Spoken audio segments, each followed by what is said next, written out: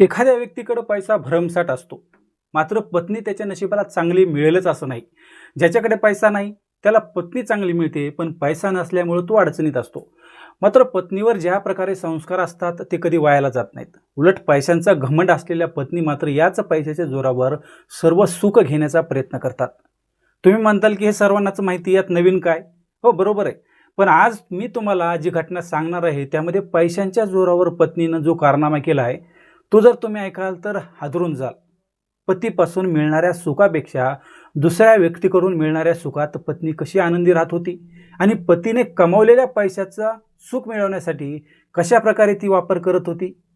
जेव्हा हे सर्व पतीला कळालं आणि त्यानंतर पती आणि मुलाचा मृत्यू कसा झाला आणि पोलिसांनी या खुनाचा तपास लावताना ज्या ठिकाणी कपडे वाळवण्यासाठी घालवले होते तेव्हा त्यामध्ये त्यांनी काय पाहिलं आणि त्यानंतर या प्रकरणाचा कसा उलगडा झाला तेच आपल्याला आजच्या स्टोरीमध्ये जाणून घ्यायचे. त्यामुळं शेवटपर्यंत व्हिडिओ पहा. यामध्ये ठिकठिकाणी तुम्हाला एक नवीन ट्विस्ट कशा प्रकारे निर्माण झाला आहे हे लक्षात येईल आणि महिला एवढ्या शातीर असू शकतात का असा प्रश्न पडल्याशिवाय राहणार नाही.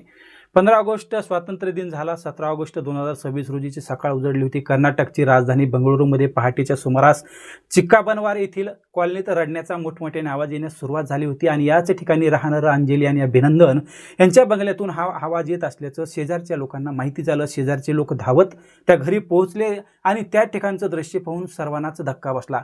कारण घरामध्ये पती आणि मुलाची हालचाल बंद झालेली होती. पत्नी मोठमोठ्याने रडत होती आणि थोड्याच वेळात अभिनंदन याची आई, बहीण हे सर्व त्या ठिकाणी पोहोचले आणि पोलिसही तात्काळ घटनास्थळी पोहोचले.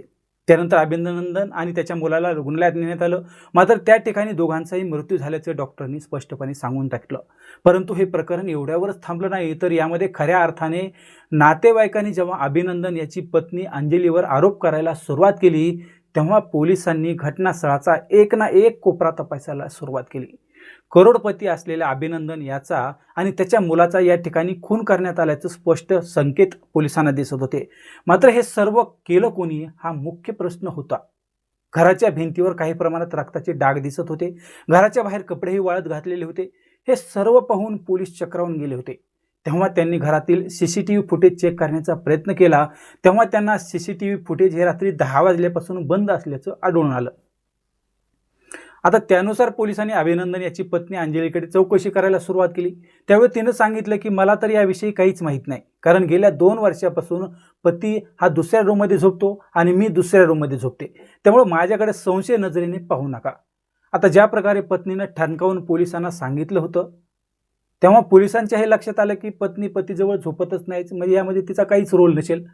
त्यानंतर पोलिसांनी अभिनंदन याच्या आई आणि घरातील इतर काही लोकांची ज्यावेळेस चौकशी करायला सुरुवात केली तेव्हा धक्कादायक माहिती समोर आली.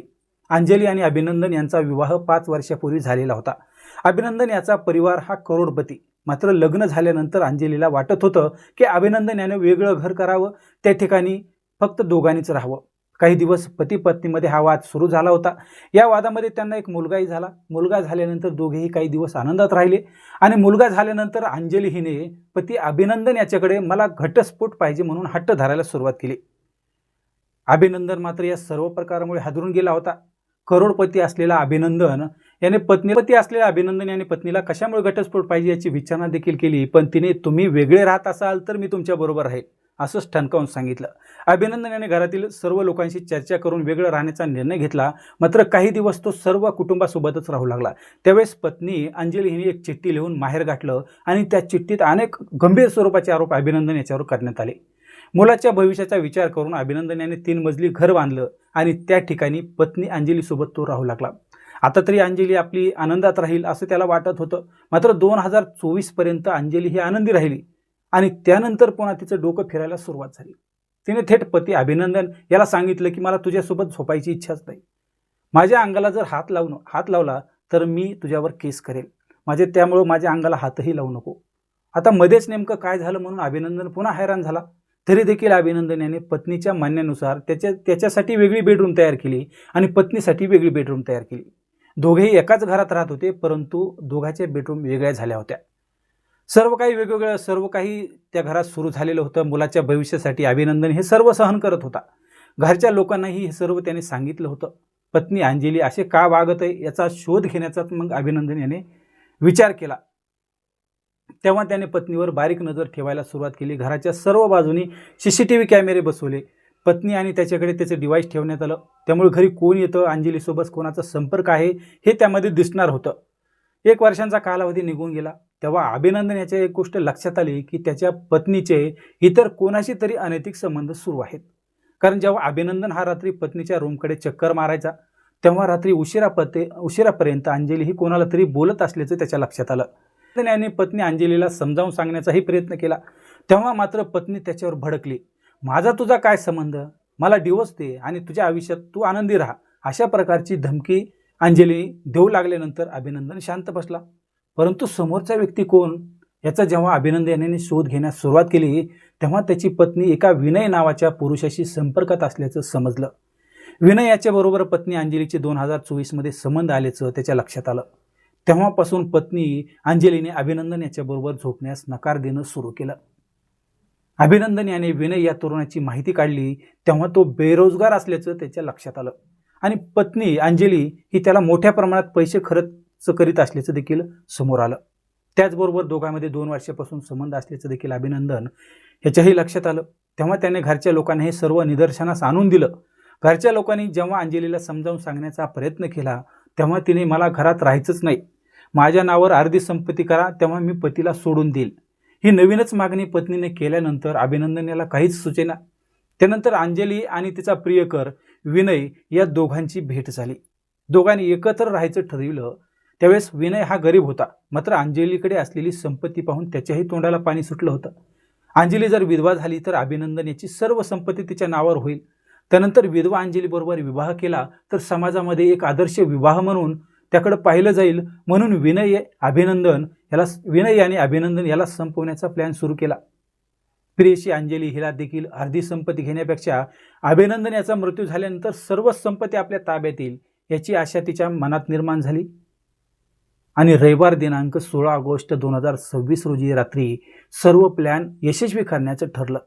त्यानुसार अंजली हिने घरातील सर्व CCTV बंद केले आणि विनय याला गेटमधून आतमध्ये घेतलं. कारच्या पाठीमागे त्याला अंधाऱ्या जागेवर लपविण्यात आलं. मी जेव्हा फोन करेल तेव्हा वरती येण्यास सांगितलं. अभिनंदन आणि अंजलीचा मुलगा काही वेळ बिग बॉस पाहत बसलेले होते. थोड्याच वेळात अभिनंदन हा त्याच्या रूममध्ये जाऊन झोपला, मात्र अंजलीला काही झोप येत नव्हती. 2-3 वेळा तिने अभिनंदन झोपला का नाही हे पाहण्यासाठी चकरा मारल्या आणि रात्री 12 वाजण्याच्या सुमारास पती झोपल्याची खात्री केली आणि विनय याला वरती बोलावून घेतलं. अंजली विनय यांनी अभिनंदनच्या रूममध्ये प्रवेश केला आणि अभिनंदन याचा उशीने गळा दाबण्यास सुरुवात केली. त्यावेळी अभिनंदन उठला. त्याचा गळा कोणतरी दाबतंय हे तो पाहत होता. दोन्ही पाय पत्नीने धरलेत हे देखील तो पाहत होता, मात्र तो काहीच करू शकला नाही. एक जड वस्तू त्याच्या डोक्यात मारण्यात आली. त्यावेळेस रक्ताचे डाग हे विनय याच्या कपड्यावर आले, काही भिंतीवर पडले. त्याचवेळी हे सर्व सुरू असताना अभिनंदन याचा मुलगा सर्व पाहत होता. तेवढ्यात अंजलीची नजर त्या मुलाकडे गेली आणि अभिनंदन याचा मृत्यू तर झाला होता, मात्र हे सर्व मुलाने पाहिलं होतं, त्यामुळे तो सर्व घरच्यांना सांगेल, त्यामुळे अंजलीने त्याचाही गळा दाबून खून केला. त्यानंतर प्रियकर याचे जे डाग पडलेले कपडे होते त्याने ते धुतले आणि वाळायला घातले आणि मुलाचा मृतदेह बापाच्या अंगावर आणून ठेवला, जेणेकरून वाटावं की पतीने मुलाचा खून केला आणि स्वतःही जीवन संपवलं. सर्व प्लॅन यशस्वी झाला होता. विनय हा घरातून बाहेर निघून गेला होता आणि सोमवार दिनांक 17 ऑगस्टची पहाट उजडली होती आणि अंजलीने अभिनंदन याच्या आईला फोन करून अभिनंदन आणि मुलगा मनीष हे काहीच हालचाल करत नसल्याचं सांगितलं. तेव्हा अभिनंदन याचे घरचे लोक तात्काळ अभिनंदन याच्या घरी पोहोचले. त्यांना घरातील भिंतीवर काही रक्ताचे डाग दिसले, पण अभिनंदन आणि त्याच्या मुलाला पहिल्यांदा त्यांनी रुग्णालयात नेलं. त्या ठिकाणी ते मयत झाल्याचं ज्यावेळेस डॉक्टरांनी सांगितलं, त्यानंतर अभिनंदन याच्या घरच्या लोकांच्या डोक्यात सर्व प्लॅन लक्षात आला. त्यानुसार पोलिसांनी अभिनंदन याच्या घरातील प्रत्येक कानाकोपऱ्याचा पंचनामा केला आणि घराच्या बाहेर कपडे वाळू घातलेले दिसले. तेव्हा पोलिसांना त्या कपड्यावर रक्ताचे डाग दिसून आले. तेव्हा पोलिसांनी अंजलीचा मोबाईलचा जे CDR होता CCTV पाहिले. तेव्हा सत्य बाजू त्यांना कळाली आणि त्यांनी अंजलीला चौकशीसाठी पोलीस ठाण्यात आणलं. पोलिसांचा खाके जेव्हा अंजलीवर पडला तेव्हा सत्य समोर आलं. विनयबरोबर संसार करायचा होता, त्यामुळेच करोडपती अभिनंदन याला संपवण्याची कबुलीच अंजलीने दिली. मुलगा हे सर्व प्रकरण उघडं करेल म्हणून त्यालाही संपवल्याची कबुली अंजलीने दिली. अभिनंदन हा त्याच्या आईवडिलांचा एकुलता एक मुलगा होता आणि चिक्कन बावरात त्याचे 3 मजली घर, इतर अनेक ठिकाणी मोठ्या प्रमाणात संपत्ती होती. अभिनंदनच्या मृत्यूनंतर अंजली आणि विनयला या संपत्तीवर ताबा मिळवायचा होता, असा देखील आता पोलीस अधिकाऱ्यांच्या तपासात समोर येत आहे. त्यानुसार पुढील तपासही सध्या पोलीस करत आहेत. मित्रांनो, लक्षात घ्या, किती भयंकर घटना आहे. पतीला तर संपवले, आपण मान्य करू, पण ज्या मुलाला पोटात 9 महिने वाढवले त्याला संपविताना अंजलीला काहीच कसं वाटलं नाही. एवढा निर्दयपणा तिच्यामध्ये कुठून आला, असाही प्रश्न या घटनेवरून पडल्याशिवाय राहत नाही. तुम्हाला या घटनेविषयी काय वाटतं? कमेंटमध्ये तुमची प्रतिक्रिया नक्की व्यक्त करा. पुन्हा भेटूया, तोपर्यंत जय हिंद.